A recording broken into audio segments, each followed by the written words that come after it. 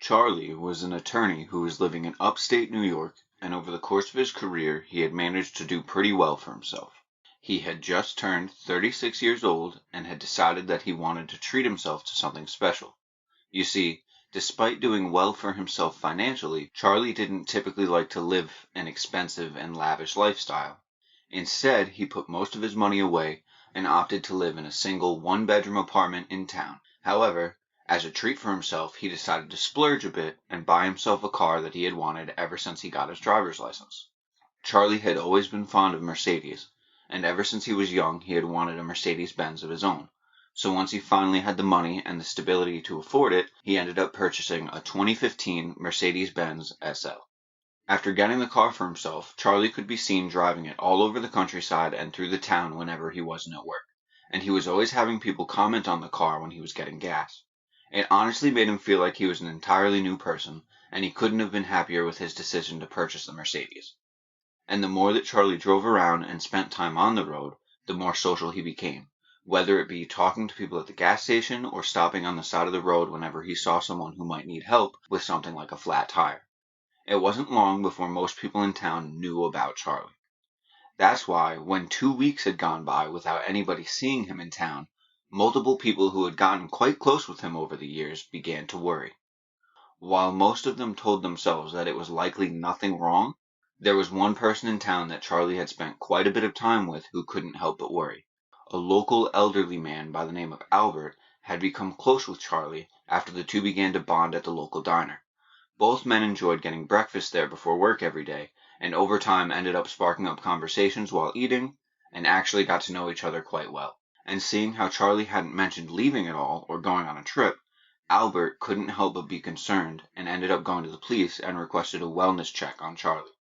While the officers were reluctant to do the check at first, considering Albert wasn't Charlie's family and they had no actual reason to worry about Charlie's well-being at the time, Albert insisted, and eventually a pair of officers complied and went to Charlie's home to check on him.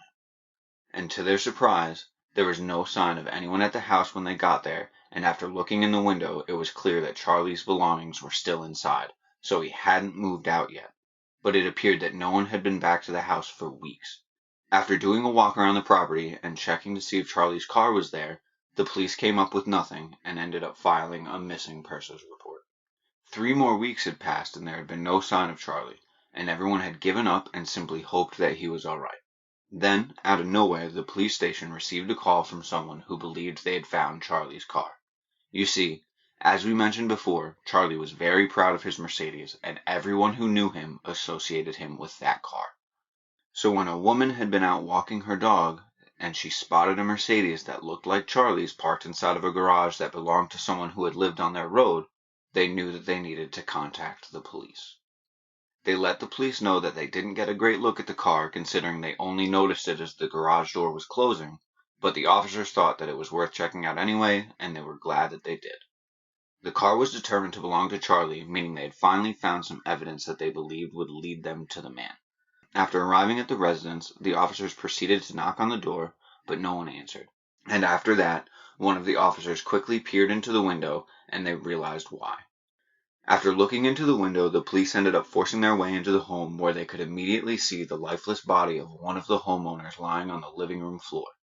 He appeared to have suffered a large cut on the side of his neck, which caused him to bleed out. There was no sign of whoever was responsible, though, after looking through the house, the officers quickly had a single suspect in mind. In the attic of the two-story home, police were shocked to discover a sleeping bag that was sprawled out next to a large pipe on the side of the wall that had a pair of handcuffs dangling from it. Beside the sleeping bag, police discovered a gallon jug that was halfway filled with water and a bucket that was likely used as a bathroom. There was also a pile of dirty clothing lying on the ground, and inside the pants pocket, police were able to find a wallet that had an ID inside. The ID belonged to Charlie, and the police finally knew where he had been all these weeks. Before arriving to the home, the police were informed that two people were living there at the time, the man whom they had found deceased in the living room, along with his wife. After a brief investigation, police had an identity on the woman along with the type of vehicle she drove and her license plate number. And after putting out an APB, they were surprised when they received a call from a police station in Pennsylvania claiming to have found the car. Everyone was happy to hear that Charlie was safe, but when he explained to the police what had happened, They were left speechless, and the woman whom they had detained was officially charged and arrested. You see, Charlie explained that while he was on his way home from the grocery store one afternoon, he was about 3 miles away from his house when he was flagged down by a man that he had recognized who was standing on the side of the road next to his car.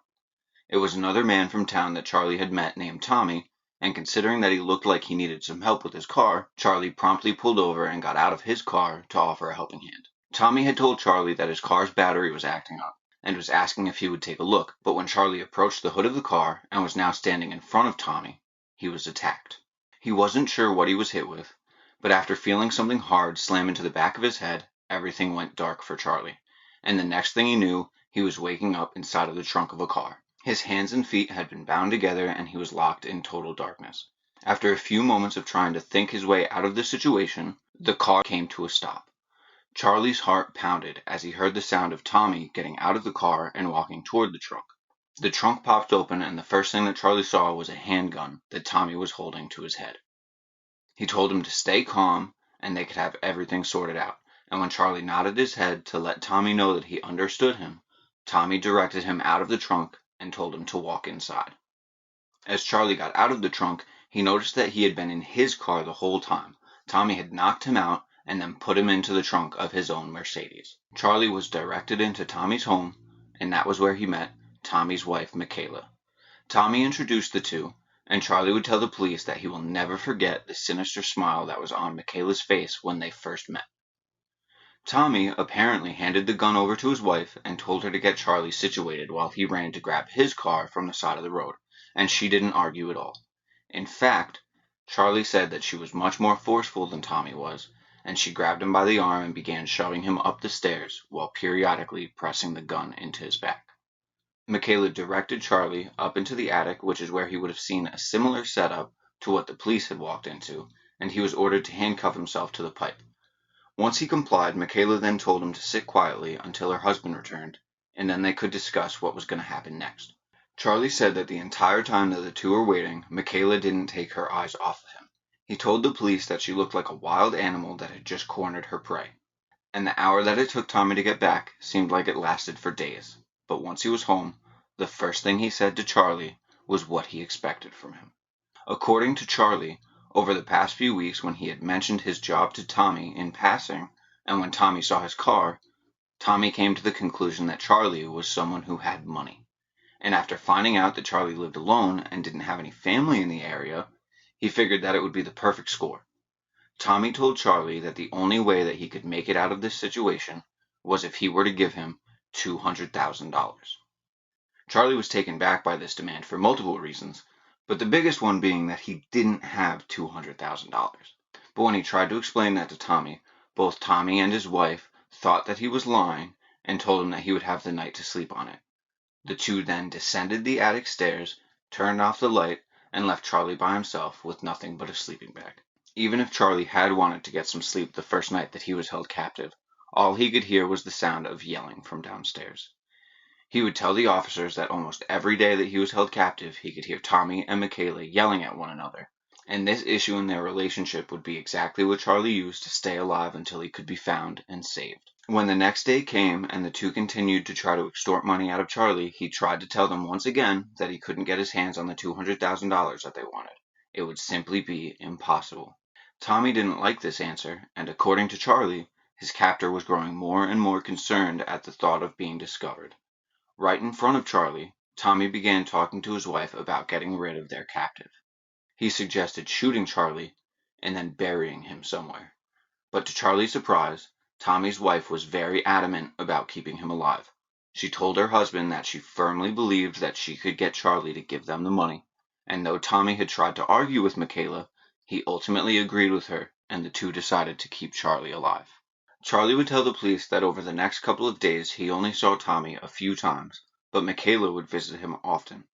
Whenever he did see Tommy, he was very demanding about getting payment out of Charlie, or even a member of Charlie's family who might have been willing to pay a ransom. But whenever Michaela would visit him by herself, she would take the time to check on Charlie and even vent to him about how much she despised her husband.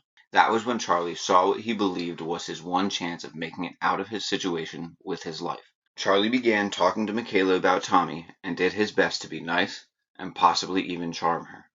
There was one day, about 3 weeks into his captivity, that Charlie believed he had finally succeeded. He had managed to convince Michaela that he did have a bit of money, and if she let him go, it could be all hers. She didn't have to split it with Tommy or anything. The thought of actually going through with that made chills go down Charlie's spine, but he did his best to be convincing, and when Michaela had a particularly loud argument with her husband, Charlie believed he was going to be set free. Michaela came up the stairs with what appeared to be a handcuffed key in her hands, and she was clearly agitated. Charlie did his best to remain calm while also trying to convince his captor that if she let him go, the two could leave and she would be much happier with her money. And he thoroughly believed that she was about to do it. However, his plan was thwarted when Tommy began walking up the stairs into the attic, hoping to talk with his wife. According to Charlie, after she went downstairs, he didn't see Michaela for nearly 2 whole days, and there was almost no arguing in that time, which made Charlie feel like his escape was going to be much more difficult. 5 weeks after being captured, Charlie was sitting up in the attic with his left hand tightly strapped to the pipe near his sleeping bag when he heard the sound of Michaela and Tommy arguing downstairs. The screaming was particularly louder than usual, and Charlie even heard the sound of something slamming or banging against something else a few times. And after about 5 minutes, all of the yelling ceased, and silence fell over the house.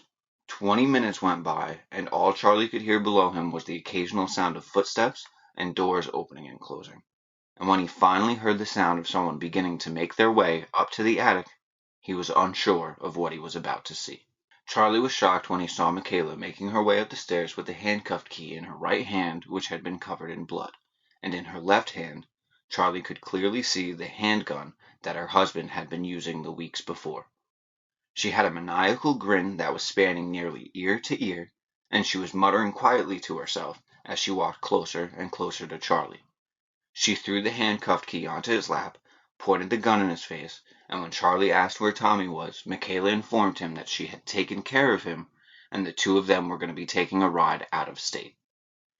Charlie began to uncuff his hand from the pipe as he processed how he would get out of the situation. He knew that he would have to wait for an opportunity where Michaela's guard was down and when she wasn't pointing the gun directly at him. Michaela led her captive down through her home and into the garage where she ordered him to get into the driver's seat of the car and to begin making their way down the road. The pair ended up driving for nearly 5 hours before they would see a set of flashing police lights behind them. You see, at that point the APB had been placed out on Michaela and her vehicle, and it wasn't long after that when her car was spotted in Pennsylvania, and once Charlie and Michaela were both in police custody, the entire situation was made clear. Michaela confessed to killing her husband and kidnapping Charlie, and she claimed that she killed her husband after he put his hands on her and threw her into the wall. She said that after she got up, she walked into the kitchen, grabbed one of the knives, and cut him across his throat. After being hit with a combination of charges, she would end up receiving a life sentence. Charlie has since gone back to work as a lawyer and still lives in his town going about his day-to-day life as best as he can.